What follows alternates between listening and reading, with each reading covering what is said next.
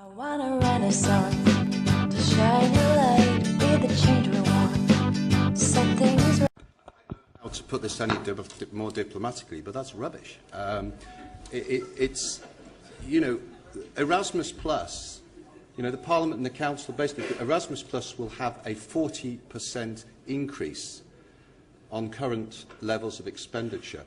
There will be more focus than is presently the case on higher education exchanges. That means that countries should be able to send more students on Erasmus higher education mobilities than is presently the case. I mean, in total, we'll be talking about 2 million higher education students across the participating countries receiving grants to study or train abroad between 2014 and 2020. So I don't know where this idea that somehow, because we have a broader programme, that the amount of Erasmus students will actually fall. The only possible explanation for that is, as I said, that if the Spanish authorities decide to reduce their own contribution towards the grants, which is in addition to the EU grant, if the Spanish authorities reduce their contribution, and that's their business, then it's possible the number will fall. You know, but I mean, the intention here is not to play a blame game. I just want to be factual about this. But the European Union, the European Commission, is greatly increasing funding for higher education mobility and the whole Erasmus Plus programme.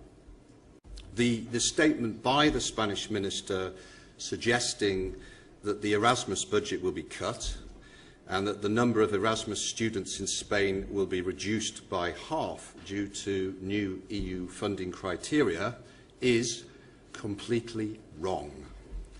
In the case of Spain, the budget for Erasmus higher education exchanges will be increased by more than 4% in 2014, and by 2020 we expect that the budget for Erasmus higher education exchanges will rise by 60% in Spain. So the announcement took us completely by surprise.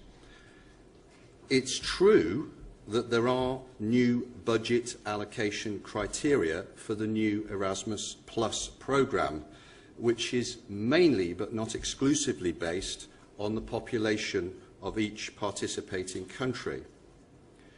This was proposed by the European Commission in 2011 to take account of the fact that Erasmus Plus is a broader programme than Erasmus, with more groups of beneficiaries. It's not just for higher education students. This new budget formula was unanimously agreed by all member states, including Spain, as part of the negotiations on Erasmus+. And indeed, the Spanish authorities were informed in mid-October of the figures that we expected Spain to receive in 2014.